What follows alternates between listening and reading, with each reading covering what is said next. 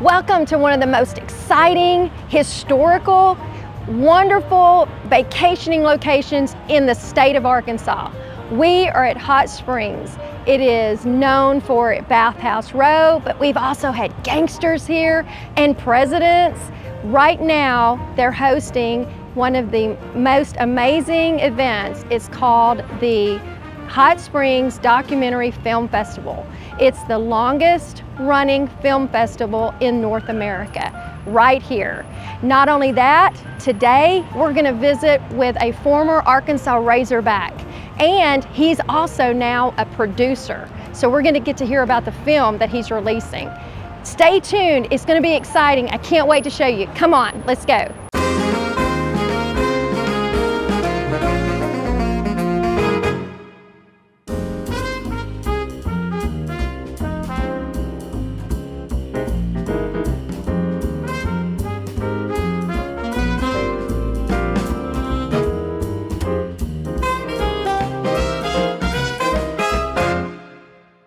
Obviously, I'm a Hogs fan, so they're good. I know a little bit about you as far as that's concerned, but I want us to get to know a little more than just about your football. But we want to start there and hear what's happened with you over the last few years.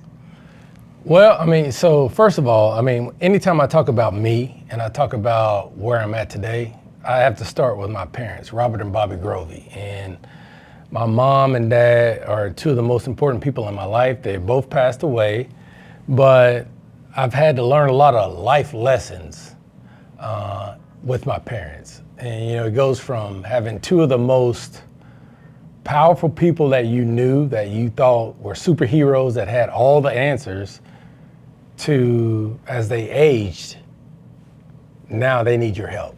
And so that's really a whole life story for me, to really be like, my God. I mean, I never thought I would be taking care of the two parents that I had, that I loved so much, after everything they did for me. And so that's really where it starts for me. So I'm thankful for them, how they raised me and my three older brothers, Reggie, Donnie, and Trent.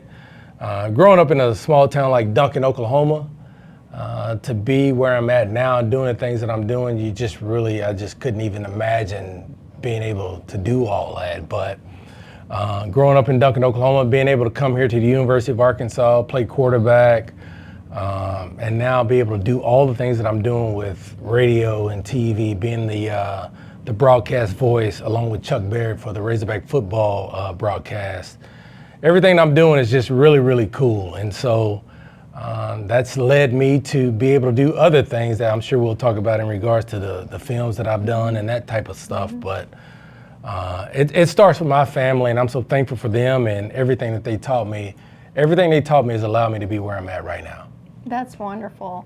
And I know a little bit that your parents were, obviously they were Hog fans, and they were very supportive of you. And I'm sure it was an adjustment growing up and then moving here from Duncan.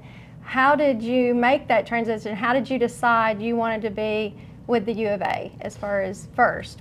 Well, it was an easy decision for me because simply when I came on my recruiting visit, Coach Ken Hatfield was the head coach then, and I just felt at home. Mm-hmm. And so I had an opportunity to go anywhere I wanted to go to. I could have went to Oklahoma State, I could have went to UCLA, whatever. But when you're in the recruiting process, it's all about finding a place where you feel very comfortable. And I felt comfortable with Coach Hatfield. I felt more comfortable actually with the state of Arkansas, with the people here. When I came on my recruiting visit, everything was just really cool. And so my mom is somebody who's like, Quinn, I'm not going to tell you where to go. I'm not going to tell you what to do, but you should go to Arkansas.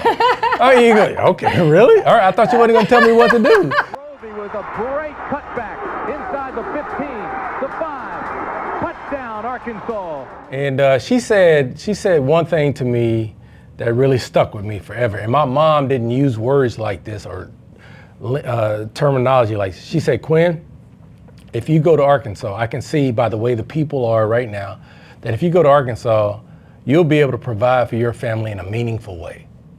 Now, meaningful is a big word. I mean, that meaningful means a lot of different things. And for her to be able to tell me something like that, I was just like, well, I really need to listen to it. And once I got here, I understood everything. I'm an Arkansan. I was born in Oklahoma, but I'm an Arkansan.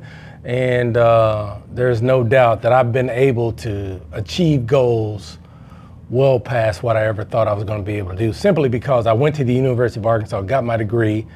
And when you're a football player at the University of Arkansas, and specifically the quarterback, I mean, things are really good for you as long as you take care of your business. And so I'm thankful for where I'm at, and I'm thankful for everybody who helped me get to where I'm at right now.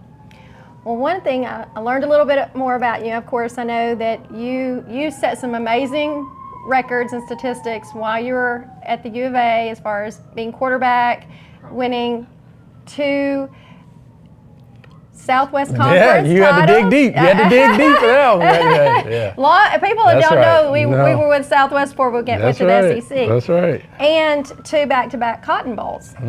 But going back a little further than that, one of the things that I've found that I think is really impressive about your history that people don't really probably realize, not just about being a leader as far as being a football player and being a team leader, but on a very personal level with your family and your values and how your integrity has just superseded you. I mean, it's truly, I think, what has made you legendary. And it's, I mean, we're thrilled and we're very proud of the accomplishments you've had. But I know just from what I've seen, and as far as you've taken this to another level, obviously you were a caregiver for your mother. Yep. And I have great admiration and respect for you. Had 2 parents with Alzheimer's, so I really admire you for everything you did for your mom and her legacy and for your dad. But I also know that you have gone on well beyond that, and you have taken your history, your knowledge, your skill from on the field to your life. Yeah. And now you're a successful producer. Yeah. And you you did your life with Growing Up Grovey. That's right. And I was really impressed with that. That was really cool hearing things about that and things that you did for your mom and the storm shelter that you guys built in Duncan in honor of them. But now you have a film here with the Hot Springs Documentary Film Festival that's going to be released, and it's called The Pryce of Love. Yeah. And so I'd like to tell us, how did you get from being a quarterback to becoming a film producer? I don't know. I'm serious. It just kind of happened. I was doing a college football pregame show for CST, which is a sports division of Cox Communications. Okay. And they were kind of like, Quinn, man, you got a great eye, we'd love for you to do more stuff. And so we ended up they said, let's do some documentaries. And I actually had a guy who worked with me when I was doing the pregame show, our producer. He worked for the PGA network and all that stuff. So he's a guy who could see a lot of great things. And I always had an opinion. And so we were able to work those opinions out.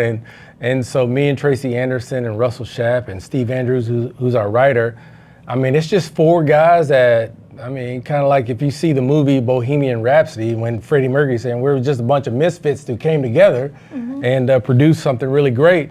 I think that's what we did. We had 4 guys who got together who were very strong in their thought process, strong in their mindset. And I was lucky for me, we started with mine. Now that may be crazy for a lot of people, but we started with my documentary, Growing Up Grovey. And I think it helped us because there was nobody who knew the subject matter more than me. Right. And so I was able to help send us in the right direction. I had great guys who could help write and do things that was gonna help us tell the story. So that was really cool, but it was very difficult from the standpoint of knowing the story, and then now sitting in the chair talking about your parents, because there's a breakdown that's coming for me. Right. There's tears are coming at some point in time, and my whole goal was really, I shouldn't have been like, I don't want to cry or whatever, because you want to feel that raw emotion. And throughout the entire process, I was just like, I was cool, I was telling a story, And then there was one day where it's just like they asked me a question and it was just a bad deal. I mean, just the floodgates just came out. So I was able to really understand it. I think I have a good feel for what people really want to see. I understand the music, I understand all that kind of stuff and how to put a story together. But when you got 3 other guys like that who have a great vision, it really helps you out. So I'm so thankful for those 3 guys, because Growing Up Grovey was nominated for an Emmy. And then so we come back and decide, okay, what's next? And so we had the Pryce of Love, and Richard Robertson and Vicki Robertson and Pryce Robertson is a family in Camden. They love the Razorbacks as well. We have a great relationship. My wife actually worked for Richard, and so that's how we actually became friends. But once he saw what we did with Growing Up Grovey, his wife, Vicki, was in the process of trying to write a book. And so she didn't finish the book or what have you, but they saw the documentary and they're like, Quinn, we'd like for you to tell our story. And so when somebody says they want you to tell their story, that's a big thing, because there is a lot of pride, there's a lot of care that I have to be aware of. Because I knew that when I told my story, you've got to be able to talk about the hard times, but you just don't have to air every piece of dirty laundry. You got to be able to do it in the right way that's really, really nice. And so, so when we got to the situation where they say, hey, Quinn, we want you to tell a story, I was like, cool. I mean, I think that is the biggest compliment. And so we were able to do that. And so when it got to talking about tough things, I would have conversations with them, being very transparent about, I think this might be great. We could say it like this, but I think this really needs to come out. And I think as an executive producer and director, you've got to really, push the family to think about those things while protecting them. And so we did that, and I think there was a lot of tears on the set. And so The Pryce of Love is a film about, like I said, Richard, Vicki, and Pryce Robertson. They're a Camden family, Camden, Arkansas. Pryce was diagnosed with autism early on in his life. And the doctors basically said, look, he's going to be mute. He's not going to be able to speak, those kind of things. Y'all might as well put him in a group home. And the family said, we accept your diagnosis, but we don't accept your prognosis. And what they did was they went to work. And Vicki Robinson would not go to sleep until she actually found the right thing for Pryce and the family. And they came up with the Sunrise program, which is in New Jersey.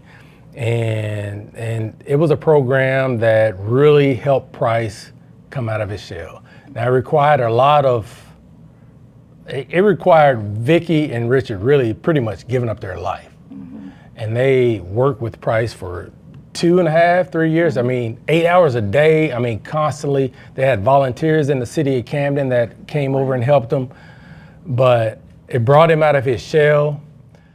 It's now time for Trivia Tracks with yours truly, Pryce Robertson. Pryce started Trivia Tracks while attending college. It turned into a full-time job right after graduation.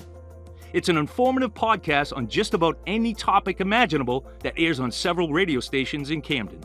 And you'll get to see Pryce later, but he's one of those guys that is very, very articulate, very, very smart, doesn't forget anything. I mean, he will let you know when things are not going right.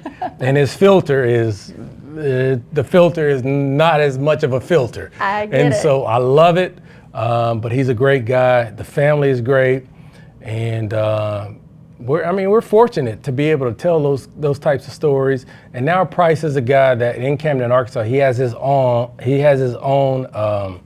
radio segment on the radio show in Camden. So for a guy to go from like not being able to be talkative to now having his own radio segment, I think that's a testament to Richard and Vicki and Pryce as well. For it's like you had to come a long way to get together, and now Pryce is absolutely doing good things, and he's impacted.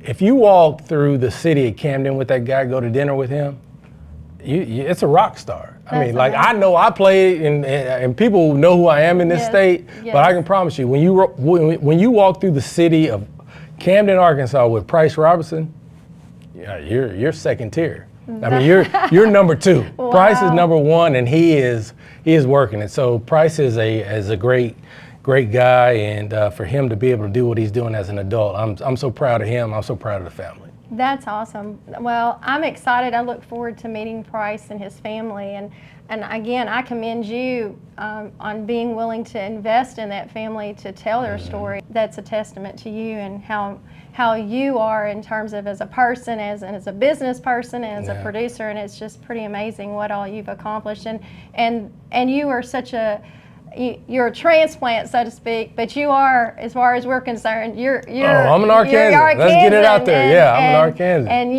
you're representing our state so very, very well. And I admire you and I appreciate you so much for that. I'm trying to think, is there anything interesting that you think most people wouldn't know about you or would find surprising?